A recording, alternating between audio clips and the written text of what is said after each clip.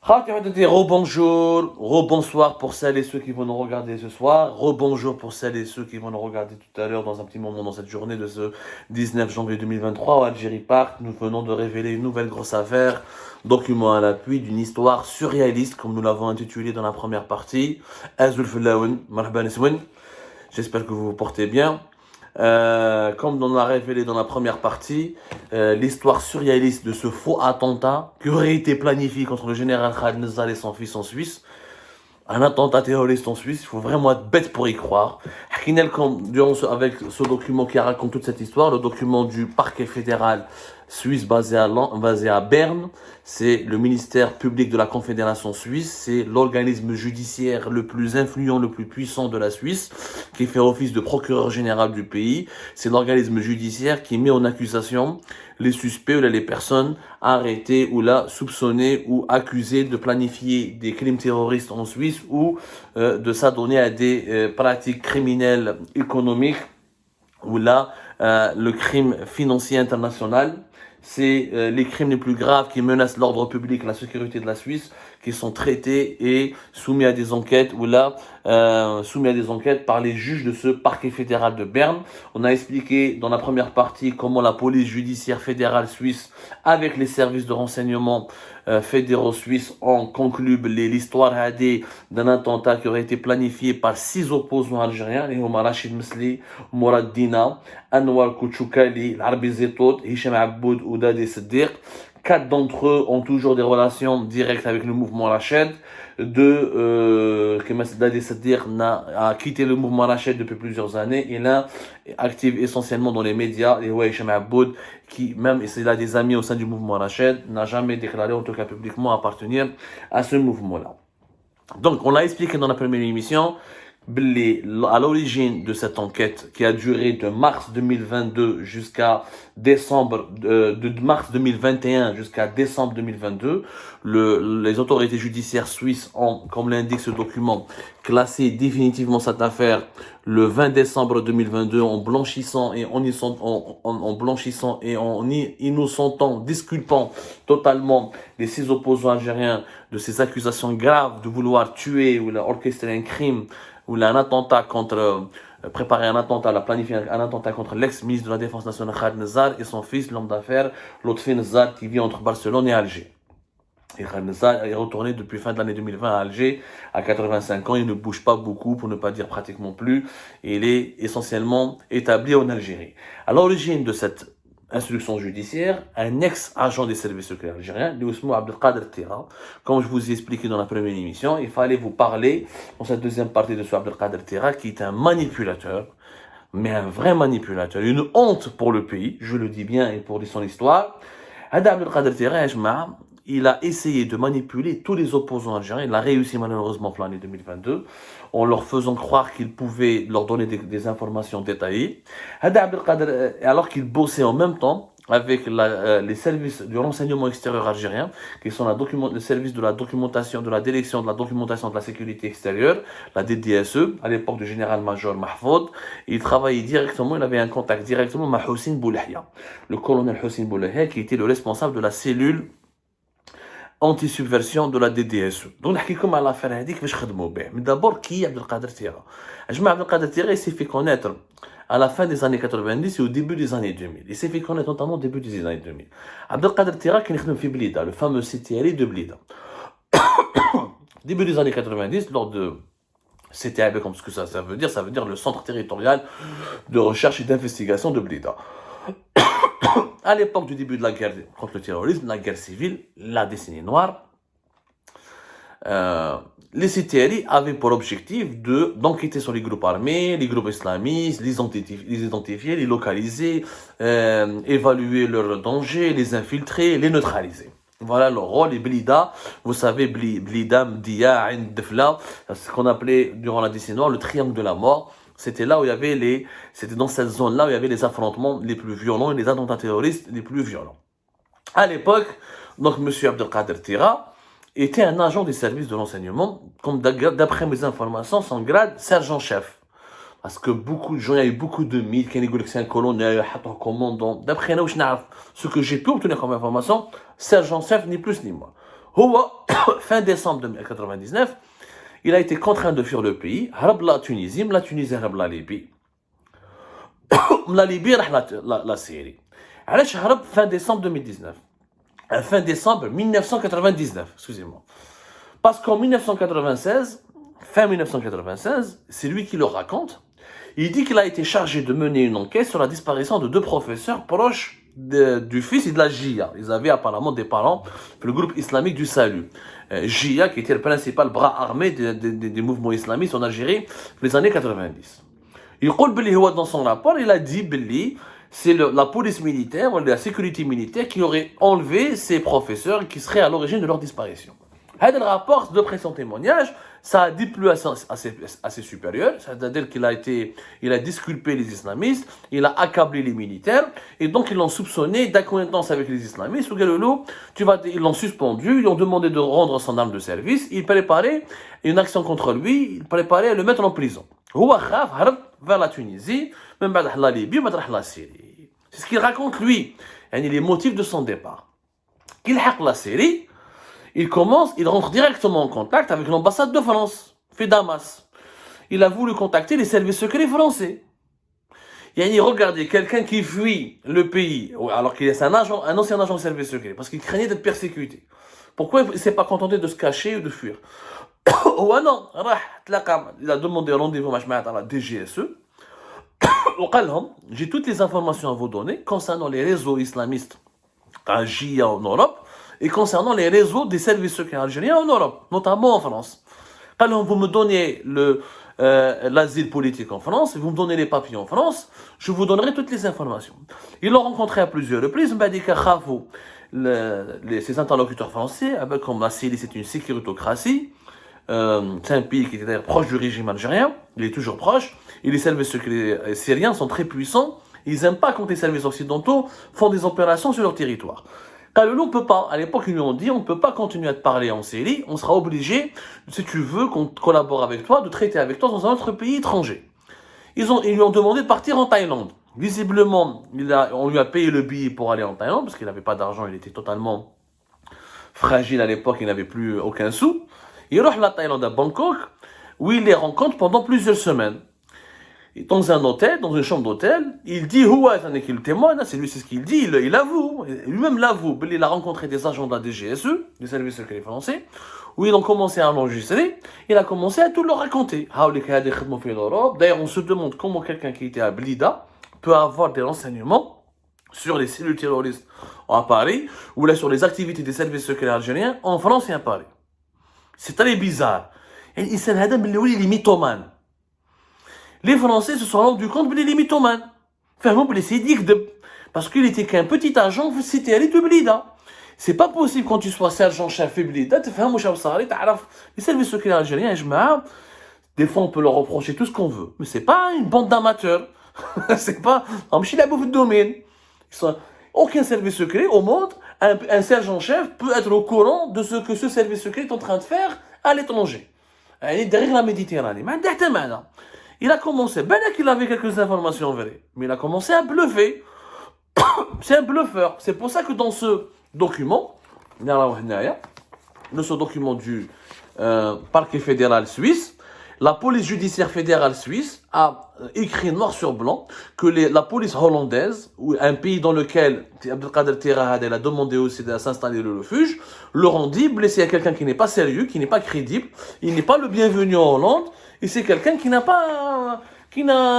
un mythomane, personne n'a cru en lui. Les Français, ils ont vérifié. Quand les services secrets français, parmi les meilleurs services secrets du monde, ils ont vérifié, fait un mot, certainement ils ont compris, je pense, c'est de la mythomanie.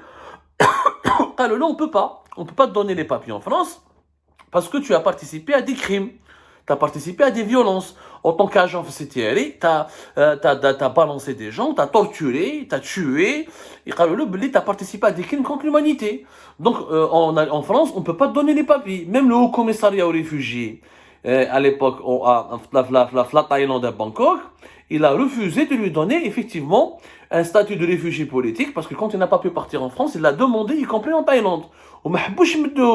Parce que on le soupçonnait d'avoir participé à des crimes contre l'humanité. Il y a une loi au niveau de la Convention de Genève qui délimite, qui régit un petit peu la Convention de 1951 qui réglemente le statut de réfugié et le statut interne du Haut Commissariat aux réfugiés de l'ONU ils ne peuvent pas donner le statut de réfugié politique à quelqu'un à des personnes qui ont participé à des crimes indirectement ou indirectement, des crimes contre l'humanité. Lui, en tant qu'agent des services secrets algériens, Sitieri de Blida, qui était quand même le cœur battant de la lutte contre le terrorisme à l'époque, où il y a eu malheureusement énormément de dérives, c'était une guerre. Dans une guerre, il y a des crimes de part et d'autre, des dérives de part et d'autre, des maltraitances de part et d'autre. Donc, à Loulou, on ne te donne pas. À la fin, les Français, qu'est-ce qu'ils lui ont proposé? Ils lui ont dit, on te donne de l'argent et tu te débrouilles. J'arrête tout, je ne collabore plus avec vous. Moi, certainement, ils ne voulaient pas collaborer avec lui parce qu'ils ont compris que c'était un petit agent qui ne va pas leur servir à grand chose. Ils ont compris qu'il n'a pas d'informations précieuses à leur communiquer. Ils l'ont lâché, les Français. Gaël fait Bangkok, quand son visa s'était épuisé, il a fait même 2 ans de prison. Habsa fait Bangkok.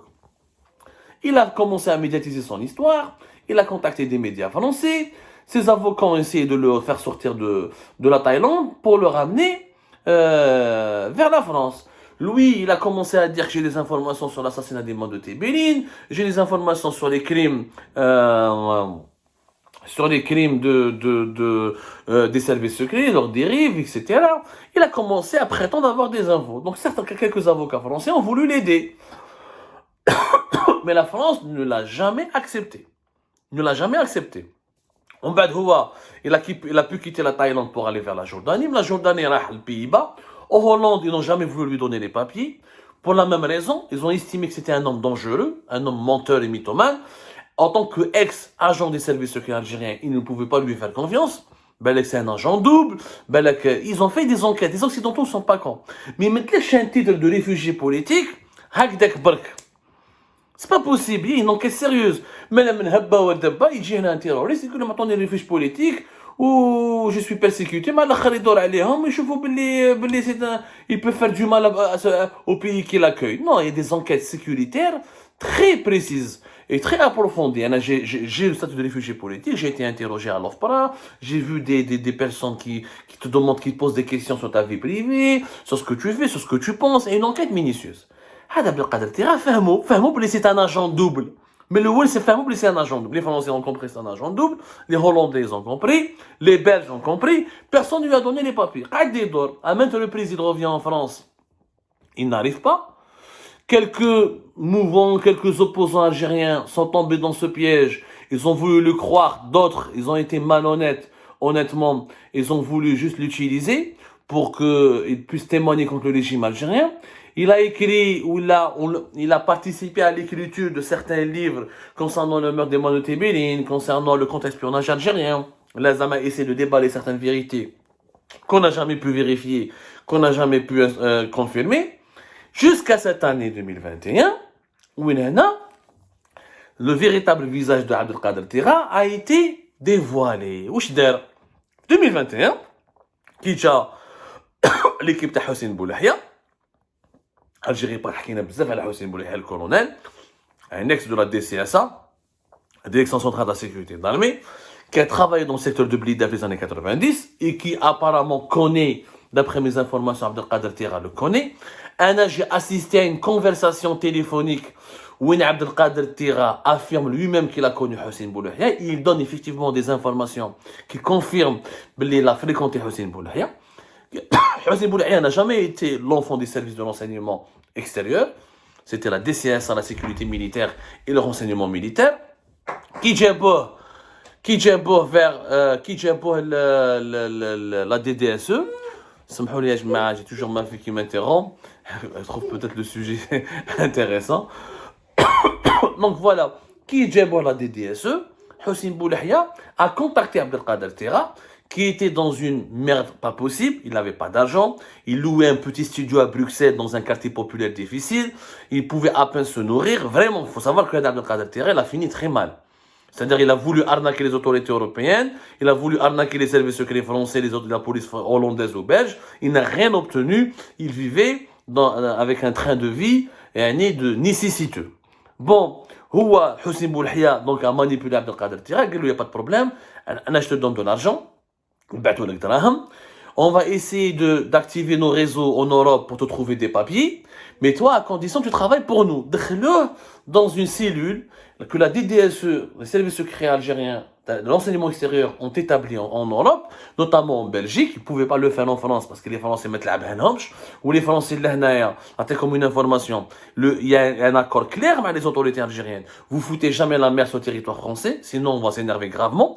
Comme ils ne pouvaient pas foutre la mer sur le territoire français, pas monter des opérations contre les opposants, ils ont monté des opérations depuis la Belgique. Ils ont chargé Abdelkader Tira d'entrer en contact avec les opposants algériens, avec Hicham Aboud, avec MRDZ, avec moi, avec Zetoud, pour les manipuler, pour les attirer, pour organiser des rendez-vous avec eux. Au cours de ces rendez-vous, il y a une enquête d'ailleurs, Abdelkader Tira et son réseau avec Hosni Boulahia fait l'objet d'une enquête menée en France en ce moment. Et je ne dirai pas plus d'informations là-dessus, pour ne pas voler les secrets d'instruction des autorités françaises, du service de sécurité en France chargé de cette enquête.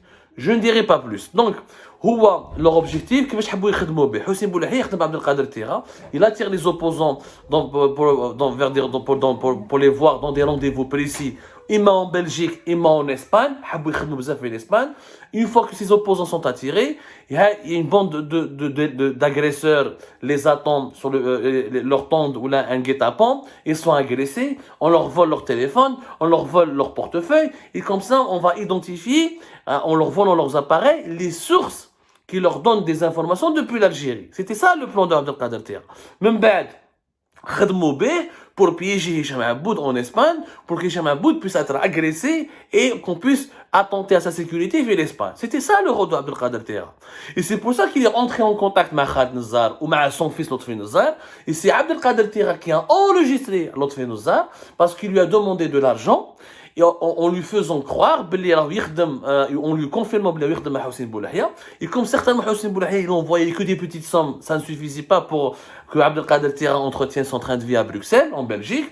Il a demandé à Lotfi Nazar de lui envoyer de l'argent en échange d'informations, ou là en échange d'informations qui permettraient de tendre un guet-apens à Hicham Aboud en Espagne.